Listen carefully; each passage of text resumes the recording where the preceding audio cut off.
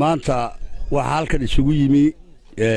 odayaasha waxgaradka dhalinyarada aqoon-yahanada iyo haweenka iyo qaybaha kala duwan ee beesha Jaaxsiyaad waxaanu shirkan jaraa'id u qabanay arrimo intii uu madaxweyne Muuse Biixi uu xukunka qabsaday ay tabanayso beeshani oo ay u muuqda oo qarsoomi waayay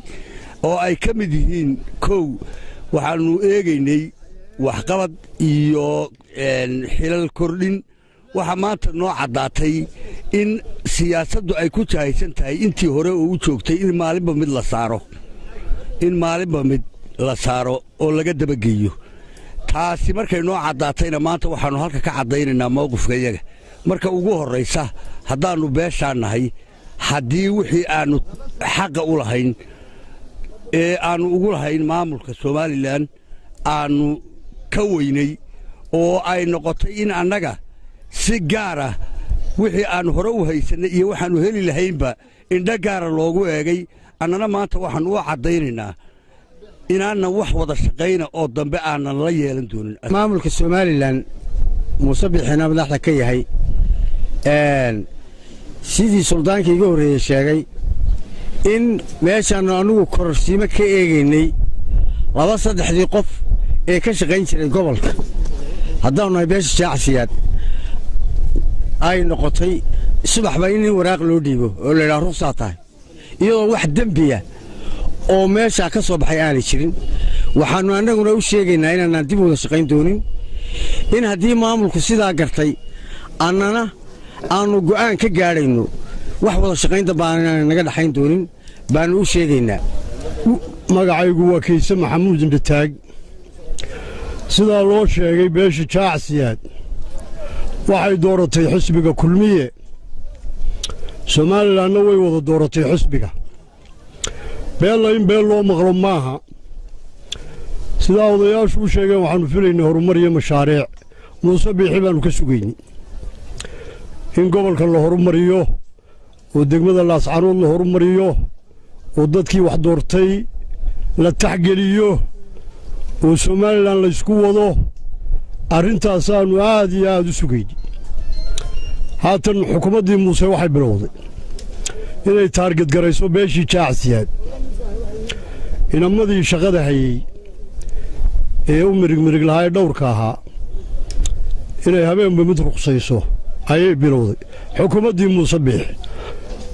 madaxweyne arrintaa kaamaana sugayn mana filayno inay macquul tahay dadka kuu sheekaynayaana kuguma filla dadka kuu sheekaynaya waxaa kugu filan iyadoo aad reer walba iyo beel walba taxgelintiisa aad siiso weliba ballamana waynu lahayn markii lagu dooranayey si fiican baynu ballamo u lahayn madaxweyne yaan eeyanoo gibina dadka lagaa horkeen oo niman mucaaradii kaa horkeen adiga intaasaannu ku leenahay kelmadna waxaan odhanayaa baashe maxamed caddow dhulbahantee adaa u ra'iisul baarlamana Soomaalilandna adaa u ra'iisul baarlamana wiilasha dhulbahantena inay isugu kaa mid yihiin baa la rabay waxaad bilowday kalar baar iyo ka nasiib ka nasaar suuro geli mayso Soomaalilandna keligaa waxba kugu fali mayso waa la wada doortay xisbiga maamulka waa lala wada shaqeeyaa Soomaaliland iyo madaxweynuhu Soomaaliland oo dhan bay u baahan yihiin keligaa kuuma baahna haddaad istiri keligaa buu dhaga nugul yahay kuu dhaga nuglaan maayo wallaahi inaan meeshiisa laga eriyey oo inan kale la keeni haddaad wiilalaad dhashay adigu wiilasha ku beddelayso waa ka warhaynaa waxaad samaynaysee baashow inaad socon mayso wax ka soconaya halkan maaha odayaashii hadlay mowqifkay ku hadleen baan taageerayaa waxaan ku darayaa waxaan leeyahay haddii la sheegana waa la sheegaa haddii lagu sheelana waa la sheegaa xukuumadda Soomaaliland waxaanu leenahay waa ka xishoon jirnay dhalooyinka iyo hadallada laakiin wayna kaliifiyeen sababtoo ay tahay meeshii aanu ka eegnay mudnaanta inaanu helo waddanka iyo nabadgelyadiisa iyo quruxdiisa inaanu helo waxay noqotay in hoosta loo eego oo la arki waayo annaga haddaba xukuumadda isu sheegin xukuumadda annaga ka mas'uula nabadgelyadeeda nidaamkeeda joogisteeda xooggeeda magacaygu waa caaqil hurri caalin qaalib halkan waxaa fadhiya jaamac siyaad oqaashiisii iyo waxgaradkiisii dhallinyaradiisii haweenkiisii waxaan u fadhinaana waxa weeye wax naga soo gaadhay xukuumadda Muuse Biixi waa maqlayay ama waa arkayay xukuumadda Muuse Biixi kamana aanu hadlin maanta ka hor Soomaaliduna waxay tiraahdaa wax la og yahay ogaal ma baahna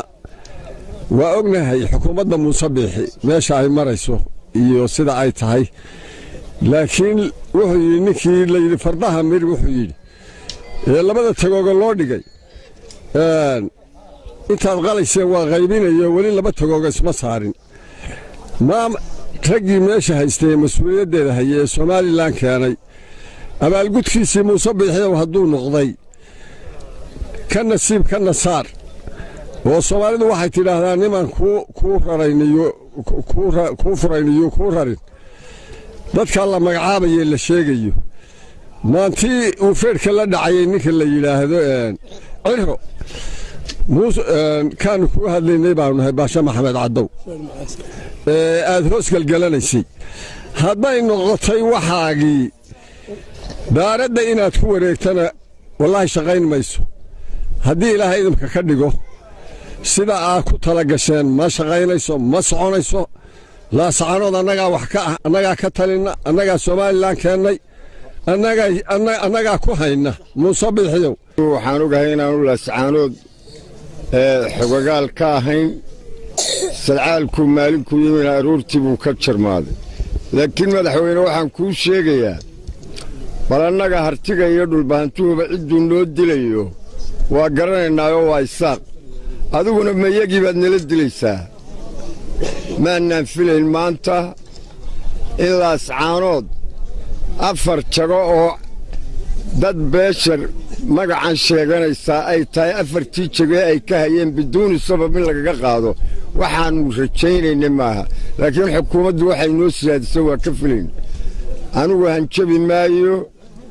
odhan maayo sidaa iyo sidaasaannu yeelaynaa laakiin waxaan ku leeyahay haddaad istidhi degaankii jaamac siyaad waa la dhaafoo taleex bay xukuumaddu sii socotaa dee ogagteedaba annagaa fadhina yaa guumays baa annagaa fadhina dee halkaannu doonnaannu rabashka ka bilaabi karnaa muusow ha naga cadhaysiinin dadkan xunxunee annaga iyo xukuumadda iskaaga nacsiinayana ha noo maqlin wasiirkayagiina diyaarad baad saartaad tidhi Somalilan u doon aqoonsi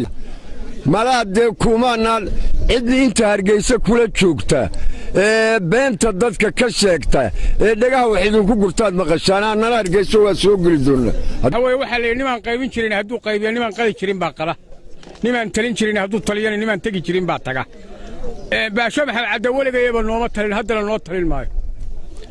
waayo taladiisii waxay noqotay wiil yaroo ilmadeertiin ku beddel habar jeclay Muuse waa kaawi ninka ku maamaaha waxaa yimi shaqada